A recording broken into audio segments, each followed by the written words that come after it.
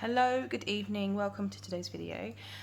So as you've seen from the title, this is going to be a 10 for life. I've been trying to put this off for a long time, but I've managed to somehow achieve it today. It's really based on the mood you're in and the season you're in and what you're loving at the moment, so it's never just going to be 10.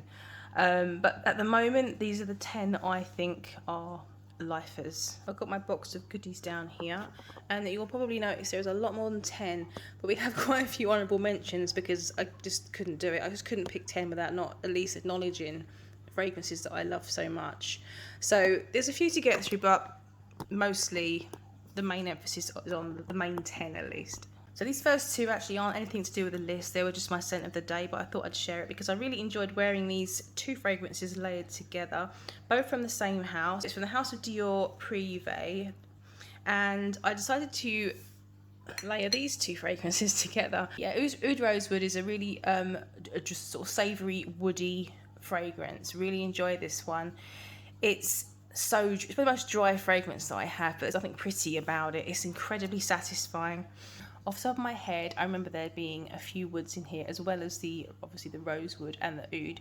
I believe there's raspberry in here. Gives it a bit of a fruity twang, but very subtle. It's really all about these very dry, savoury woods.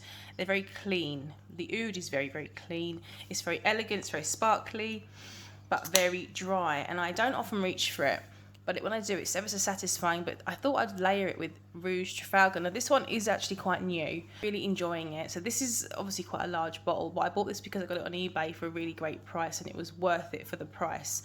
So very transparent red berry musk fragrance. It's quite watery. There's nothing strong in here, there's nothing punchy. It's very fluid and very beautiful and very soft and silky, and it just layered really beautifully with Oud Rosewood, and I really enjoyed it. This stopped this one being too dry. This one stopped this one being too watery. And that was my scent of the day, those two combined. So yeah. So I've got 5 honourable mentions and 10 for life. This is obviously cheating, but screw it, I don't care. The first two they would have been my top 10, but they are now discontinued. It's impossible to get hold of them, so there's no point in them being lifer because they're not going to be for life unless I just never use them and they sit there.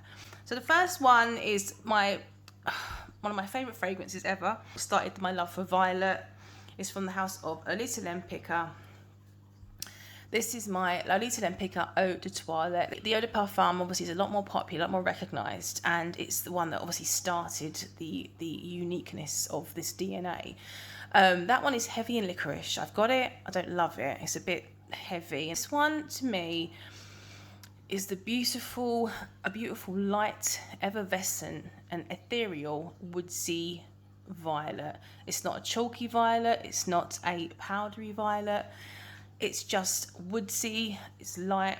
It has this ivy note that makes it slightly peppered and green. Whenever I smell this, I don't think about what's in it, I just think about a whimsical world of fairies and lights in trees, and it could be twilight and there's magic everywhere, and I just get transported into this magical world. There'll be the odd bottle floating around on eBay, but I don't really know if it's genuine. The prices are quite high. I mean, if anyone's got the Eau de Toilette, this particular bottle, and they don't want it, please let me know because I would love another bottle of this. I've stopped using it because I don't want to run out. So beautiful, this one, and I love it. My honourable mention, Lolita Lempicka Eau de Toilette. This one is by our lovely Thomas O'Brien, who has the channel here, Ouch110, and he made a lovely fragrance called Fawn. And I have mentioned this countless times because I just love it. I do have one backup bottle. It captures a magical element of both spring and autumn somehow. A beginning and an ending of a season. I don't know how it does it, but this is what it does. You've got this beautiful, whimsical creature called the fawn. I can imagine this young fawn, with like this vibrant young fawn, laying in a bed of dried grasses and dried flowers, and they're white soapy flowers, but they're dried flowers. And you've got this slight animalic smell from the fawn, and you've got herbs, natural, beautiful English herbs. And there's just something so clean and crisp and beautiful. But I'll treasure this bottle, I'll treasure my backup, and that's my second honourable mention. That's fawn. So I'll skip through these 3 honourable mentions quickly. This one is relatively new, so this one's the Scarlet Poppy, I've mentioned a few times, by Jo Malone. It's very simple, it's very basic. Haven't had it long, nearly got through half the bottle. Reminds me of dried baking ingredients when you throw your flour in, your sugar, maybe oats in there, but this has got barley in there, so we'll definitely include the barley. It's just a scent of the colour of porridge, the colour of wheat, slightly powdery. It's quite like almond powder. It's very Moorish, the sort of powdery flour, the flour as in Flour flour. And this is just so Moorish and beautiful, worth checking out. So that's Scarlet Poppy. Next, I just had to include one that I love wearing throughout the winter, but it is only the winter that I reach for it. But I just love it so much, and I feel so guilty that it didn't quite make the 10 for life. This is the Angel EDT. I feel happy when I smell it. It's very sweet, it's kind of fluffy. It always reminds me of a toffee apple and a blue fluffy cushion. I don't know how you get them two things together, but that's just what it reminds me of. It's not as much patchouli as the original. And I don't think there's the chocolate like the original. This praline instead of chocolate, but it's fluffy, it's sweet, it's happy. It's just so addictive, and I love this one in winter. So that's the Angel EDT. So the last honourable mention is one that I really fell in love with this year. It's part of the Ormond Jane range of fragrances that I've got. It's my favourite from the house so far. And I feel like it really summarises the Ormond Jane DNA. It's got a bit of everything that you might have smelt from the house. This is Ormond Woman. I really fell for this one. I think it suits any season, any kind of weather. Aromatic, slightly spicy, woodsy, refreshingly aromatic. Getting through the summer this year and into the autumn, I didn't really reach for many sort of typically fresh scents, blue, ozonic sort of scents. I think I prefer this kind of more green aromatic style for the summer. But this works so beautifully in the spring and the autumn. It's the sort of scent you associate with a spa. It's that beautiful, clean, but aromatic, herbaceous sort of scent. It's very pure, it's very elegant, very understated class. So that's my last honourable mention, Ormond Woman. So let's get into the serious part of the video. They're in no order. My top 10 for life.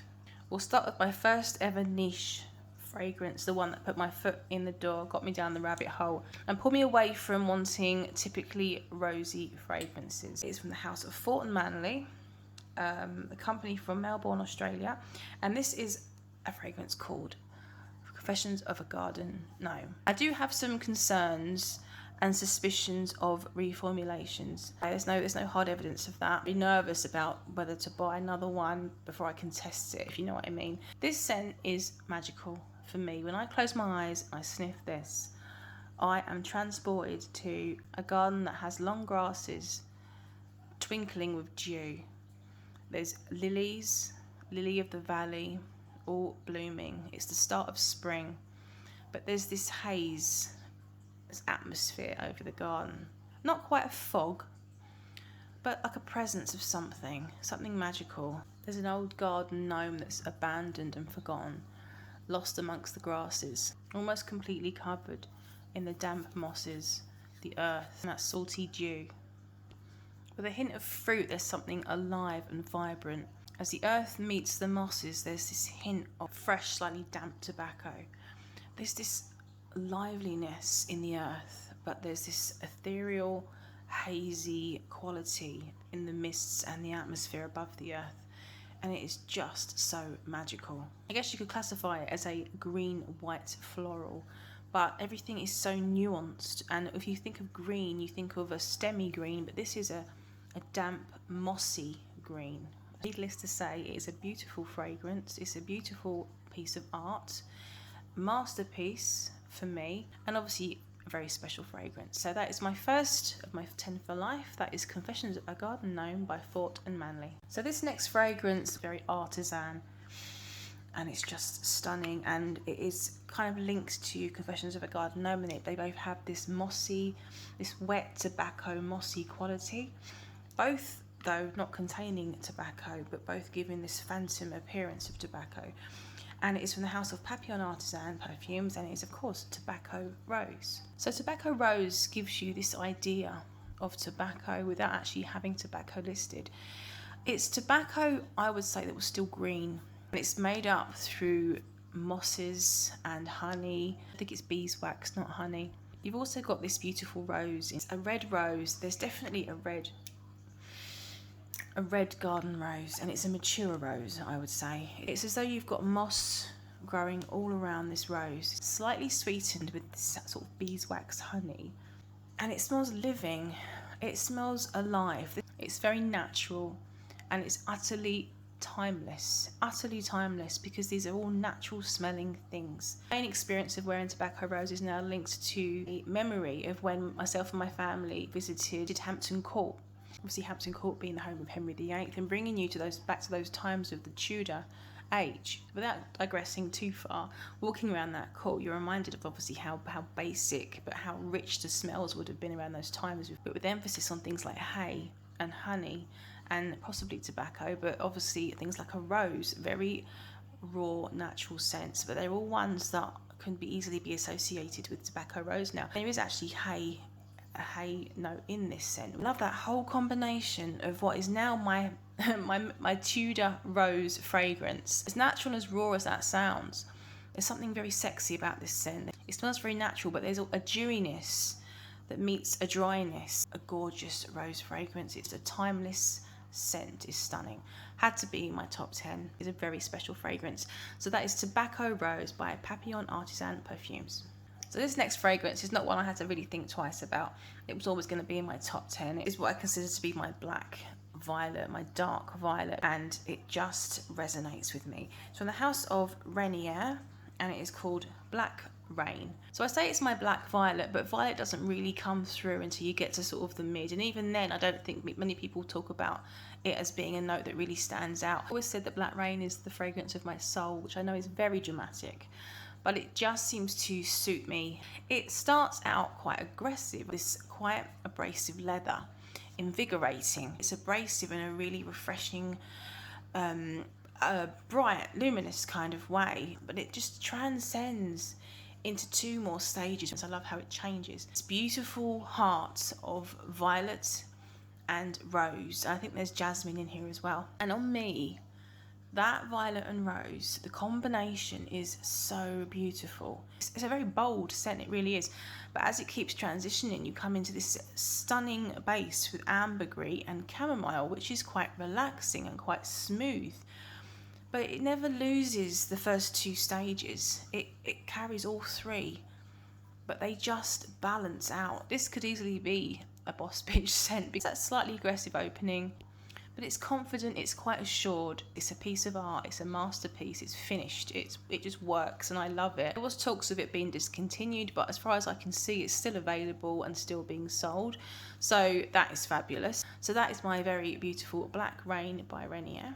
Start picking up the pace because we're going to be here all day. The next two are from the same house. And we're going to start with the first love from this house, and it's, no surprise whatsoever, this will be in this list, Delina. Very romantic, popular and plush beauty from Parfums de Marly, which now has its two flankers. I wonder if there'll be any more. But this is the OG. This is the one that I first fell in love with. I love the DNA of Delina, and I do have a few other fragrances now which are similar to this scent. This is romance in a bottle. I love the combination of the rhubarb, the rose, the lychee, the pinkness of it all. It's slightly powdery, not overly.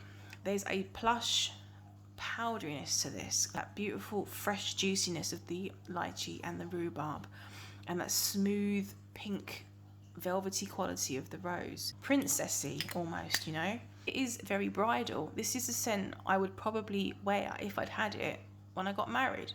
I think it's a beautiful bridal scent. Still one of the prettiest bottles I think that I have. It's that perfectly pink, fruity, floral. I think there's some like nutmeg, woods, and a little bit of incense. I can't remember. It's just pleasing pink perfection, and I love it. So that is classic Delina from Parfums de Marly. I was also from the house of Parfums de Marly, and I surprised myself putting it in my top 10 because I've never thought of it as a top 10 status before. This is Athalia. Athalia evokes a certain feeling and a connection, and that is to the rain. I've always had this connection to rain. Not all kinds of rain. I mean, we're in winter and we can certainly get sick of rain, especially when it's freezing cold and windy. But Rain can be so invigorating, and it's probably a sensory thing, but I love feeling rain on me. I like being connected with the water. I'm a bit of a rain cloud kind of girl. You know, my head's in the clouds, can be very melancholic a lot of the time. And this scent kind of reflects that. It's a little bit austere. It's quite a cold scent. It's predominantly an iris fragrance. If you've ever smelt Le Bleu from Guerlain, you'll understand the kind of scent this is. It doesn't have quite the same heaviness of vintage that Le Bleu has. That one is much stronger, spicier, heavier, much more powdery vintage. This one is more modern. It's a little bit more simplified. It has this dewy nature. It's like a dewy iris. It was something a little bit Play-Doh, doll's head, that that weird doll's head connection. It does have that, but it's lighter, it's cold, and it just has this dewy, hazy rain quality about it, and I love wearing it in the rain. I enjoy those qualities more and more that I wear it. So that is Athalia, and that is also Parfums de Bali. So my next fragrance, we're heading back into rose territory from the house of Van Cleef & Arpels. This is Rose Rouge, and I find myself reaching for this one so often that I do think it would be a very worthy signature. And obviously I've used a feral splash of that. It's a jammy red rose. The fruity floral is a very popular combination, and it's often balanced out with patchouli. Well, Rose Rouge is my favourite of that kind of genre. And the rose is red, it's juicy, and it's sweet from the raspberry that's in here. It's almost velvety. There's something very plush and almost evening appropriate. Patchouli and vetiver that brings this dry base. It's clean, it's not a dirty patchouli. This one, it's smooth and it's clean. Syrupy jam like rose is what hits you first, and it is very smooth. Not many fragrances perform very well on me. I've just had to really overspray for me. I seem to eat fragrance up. I don't know what it is, but even the most pungent fragrances people say that are beast mode are not like that on me. And this one doesn't do too badly, I have to say. I wear this in pretty much most situations, any situations, maybe not the high heat, but the style of it suits me. It's my favourite kind of rose, sweet and jammy and juicy and red and velvety. It's one of my favourites and I love it. So that is Rose Rouge by Van Cleef & Arpels. So the next one is another, oh my God, another beautiful jammy, sweet, decadent, syrupy, delicious rose. This is Rose's Berberanza, another one that I gush about quite regularly. It's thick, decadent, so sweet, so boozy, so honeyed. It is delicious. So the thing about this one is it can be polarizing. There's a very unique note of pistachio which comes through quite sour. It reminds me of a tropical fruit salad or fruit punch, and it makes the fruits appear like they're fermenting and creating this booze. There is booze in here. I think there's rum in here. Syrupy, honeyed quality as well. The rose still shines through somehow. It still is the star, and it is big and it's bright and it is absolutely delicious. I think a gourmand rose is probably one of my favourite styles of fragrance, and I have plenty of them, but this is the queen of gourmand roses for me. If you had Turkish Delight, obviously rose flavoured, but then you dipped it in honey, then you soaked it in booze, and then you sprinkled pistachio, that's this scent. It is stunning. I've never failed to get a compliment with this one. It projects, it has the most intoxicating trail. Considering how I've said that fragrance just doesn't seem to project very well on me, this one is a beast. I can rely on this one's performance. Another bonus for this one, I mean, it just ticks pretty much every single box for me, this fragrance. I absolutely love it. Had to be in my top 10. It's a sexy, slightly, I suppose, like slightly Eastern smelling, delicious rose gourmand queen. Yeah, Rose's Berberanza by Maison Lancôme. So we're at number 8. Another very special one that I love, that I've always considered my top 10. I just love this one so much. This is my winter, one of my winter favourites. The House of Armani. It's part of their Privé collection. This is the Bleu Lazuli. Bleu Lazuli, however you want to say it. So this is a powdery tobacco tea spicy fragrance. This one comes off to me as fizzy, effervescent. It's powdery, it's soft, but it has this cold, effervescent quality that just gets up your nose and smells amazing. It has this tea quality as well. I think the tea brings a kind of a refined element to what is already quite a soft, powdery finish. I've always enjoyed how this, to me, smells cold. You do have this sort of warming air coming in from the spices and the cardamom, but overall there's this cold, effervescent, almost like a sherbet powdered fizz. And I just think of the snow. To me, overall, it's just like powdery, glistening, magical, twinkling snow. It does have a hint of something Play-Doh. Cold powder meets a hint of tobacco, meets a hint of spice. The first time I ever smelt blue lazuli, I was walking through John Lewis and I saw these stunning bottles all lined up in their perfume department.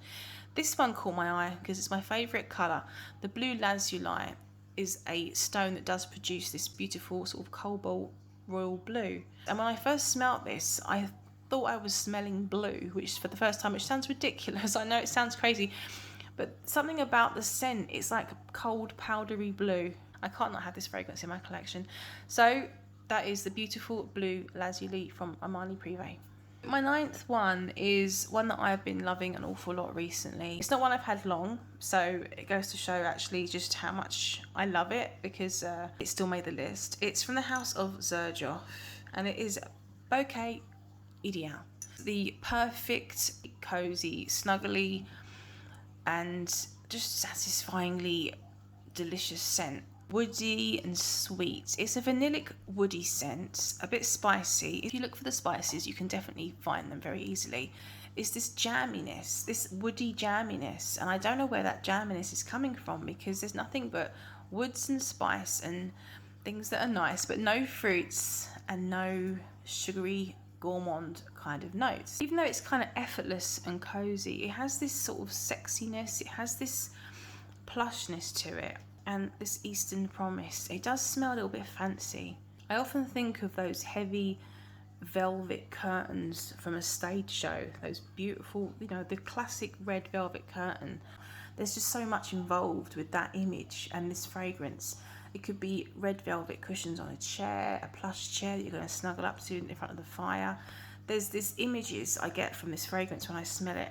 There's that scent in there, there's that jammy woodiness that gives this dark red kind of a scent. The very beautiful Bouquet Ideal from the Casamarati line of Xerjoff. My final fragrance is very surprising, and it has beaten so many others that should be in this list. Ones that I've had for longer, ones that I've made memories with, ones that I've had more experience with. This one I've had for only, well, since Christmas Day, and now that I've got it, I haven't looked back for a second. It is from the house of Atelier des Ors, and it is Iris Farth. Now this one has completely stolen my heart. The warm, resinous, slightly spicy iris fragrance. There's a lot of popular ones from this house. We often hear about Lune Feline, which is beautiful. People don't talk about Iris Farth. I just don't understand why. This is so beautiful. Oh my goodness, it's so elegant. It is so classy, sophisticated, and absolutely timeless. I don't think of iris when I smell this scent. I think of an era, of a time, like the Great Gatsby, or just something that is glamorous but of yesteryear. Something about it reminds me of old money. I don't know what that is. It's just this evocative feeling, and it makes me think of a lot of different things. Another image I get when I smell Iris Farth: a Victorian kitchen around Christmas time. Figgy puddings, plum puddings, just something from that era. And they're preparing this cake batter. It has its spices, cinnamon, nutmeg. It has the currants, those dense, slightly boozy currants. And you've got this wet dough, that thick sort of wet dough. All those scents mingling together seamlessly and almost golden. You've got soft smoke in the air, very soft and billowy, and you have this sort of incense and myrrh in the air somehow. And it's all mingling in this dough. That's how I see this scent. It's a golden, pre-cooked Christmas cake dough. It's very Christmassy. but Christmassy in an old-fashioned sort of Victorian way. Still carries the glamour of The Great Gatsby, or I don't know, it's a very confused image, but it's an image nonetheless, and it's how I see this scent. The actual presentation is absolutely stunning. So tactile with the glass, the shape, the heaviness, the smoothness of it.